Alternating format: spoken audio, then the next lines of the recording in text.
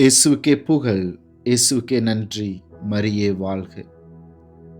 அன்பார்ந்தவர்களே, ஆண்டவருக்கு நன்றி கூறுவோம். இந்த ஒரு புதிய நாளை அவர் நமக்கு தந்தமைக்காக ஒப்பு கொடுத்து நாம் மன்றாடுவோம். இந்த நாள் முழுவதும் நாம் செய்கின்ற ஒவ்வொரு காரியங்களையும் ஆண்டவர் ஆசீர்வதிக்கும்படியாகவும், அதே போல இன்று சிறப்பாக பலவித காரணங்களுக்காக பயணம் செய்கின்ற ஒவ்வொரு நபரையும் இறைவன் ஆசீர்வதிக்கும்படியாக அன்னையின் பரிந்துரை வழியாக ஒப்பு கொடுத்து நாம் மன்றாடுவோம். அருள் நிறைந்த மரியே வாழ்க, ஆண்டவர் உம்முடனே, பெண்களுக்குள் ஆசி பெற்றவள் நீரே, உம்முடைய திருவயிற்றின் கனியாகிய இயேசுவும் ஆசி பெற்றவரே. தூய மரியே, இறைவனின் தாயே, பாவிகளாயிருக்கிற எங்களுக்காக இப்பொழுதும் எங்கள் இறப்பின் வேளையிலும் வேண்டிக் கொள்ளும். ஆமேன். அதிகாலையில் ஆண்டவரின் அருள் வாக்கில் இன்று தொடக்க நூல் அதிகாரம் 29. லாபான் வீட்டை யாக்கோபு வந்தடைதல். யாக்கோபு கீழ்திசை மக்களின் நாட்டை நோக்கி காலெடுத்து வைத்து பயணமானார். இதோ வயல்வெளியில் ஒரு கிணற்றையும் அதன் அருகே கிடை போட்டிருந்த ஆட்டு மந்தைகள் 3ஐயும் கண்டார். அந்த கிணற்றிலிருந்துதான் மந்தைகளுக்கு தண்ணீர் காட்டப்படும். அதன் வாய் ஒரு பெரிய கல்லால் மூடப்பட்டிருந்தது. மந்தைகள் எல்லாம் ஒன்று சேர்ந்த பின் இடையர்கள் கல்லை புரட்டி அவை குடித்து முடித்ததும் மறுபடியும் கல்லை கிணற்று வாயிலின் மேல் தூக்கி வைப்பது வழக்கம். யாக்கோபு இடையர்களை நோக்கி, சகோதரரே, நீங்கள் எங்கிருந்து வருகிறீர்கள் என அவர்கள், நாங்கள் காரானிலிருந்து வருகிறோம் என்றார்கள். மீண்டும் அவர், நாகோரின் பேரன் லாபானை உங்களுக்கு தெரியுமா என்று கேட்க அவர்கள், அவரை எங்களுக்கு தெரியும் என்றார்கள். அவர் நலம் தானா என்று யாக்கோபு கேட்க, ஆம், அவர் நலமே, அவள் மகள் ராகேல்தான் ஆடுகளை ஓட்டிக்கொண்டு வருகிறார் என்றார்கள். அப்பொழுது யாக்கோபு, பொழுது சாய இன்னும் வெகு நேரம் இருக்கிறது, மந்தைகளை ஒன்று சேர்ப்பதற்கு நேரமாகவில்லை, ஆடுகளுக்கு தண்ணீர் காட்டி மேய்ச்சலுக்கு இட்டு செல்லுங்கள் என்றார். அதற்கு அவர்கள், நாங்கள் அப்படி செய்யக்கூடாது, ஏனெனில் எல்லா மந்தைகளையும் ஒன்று சேர்த்த பின்னரே கிணற்று வாயினின்று கல் புரட்டப்படும், அப்பொழுதுதான் ஆடுகளுக்கு தண்ணீர் காட்டுவோம் என்று சொன்னார்கள். இப்படி அவர்கள் பேசிக் கொண்டிருக்கையில் ஆடு மேய்ப்பவளான ராகேல் தன் தந்தையின் ஆடுகளை ஓட்டி கொண்டு வந்தாள். ராகேல் தன் தாய் மாமன் லாபானின் மகள் என்றும் ஆடுகள் அவனுடையவை என்றும் யாக்கோபு கண்டார். எனவே கிணற்றை மூடியிருந்த கல்லை புரட்டி தன் தாய் மாமன் லாபானின் மந்தைக்கு தண்ணீர் காட்டினார். பெண் ராகேலை முத்தமிட்டு கதறி ஆனந்த கண்ணீர் விட்டார்.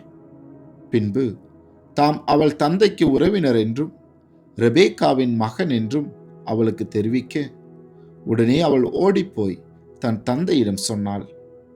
தன் சகோதரியின் மகன் யாக்கோபு வந்த செய்தி கேட்டவுடன் லாபான் அவருக்கு எதிர்கொண்டோடி அவரை அரவணைத்து முத்தமிட்டு தன் வீட்டுக்கு அழைத்து சென்றான்.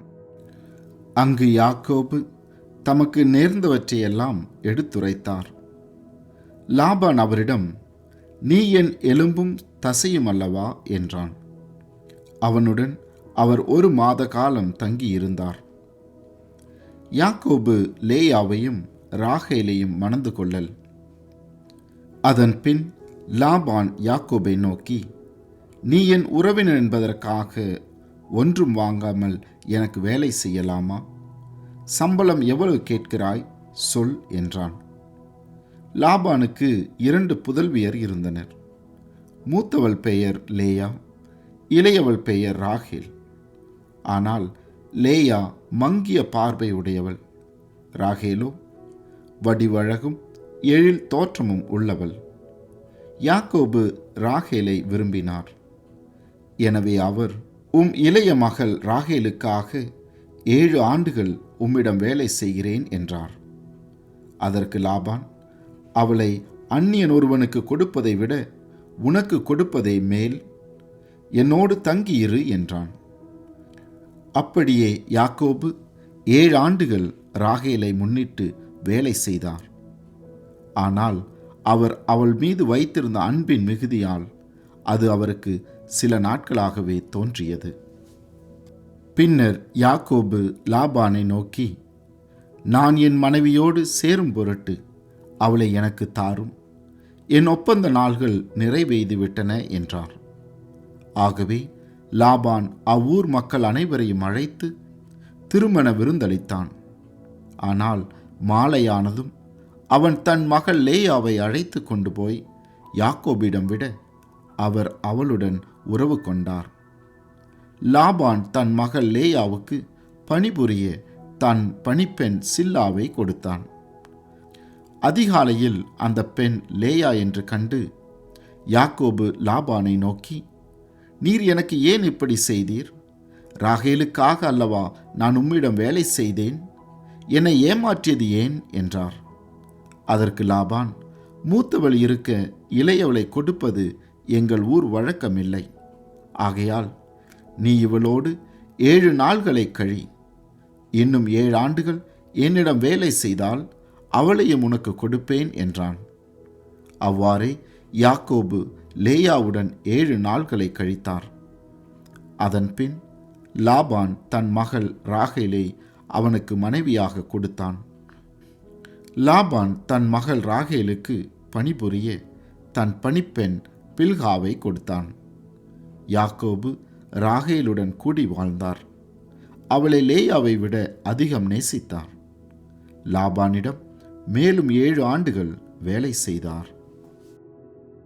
யாக்கோபின் புதல்வர்கள்.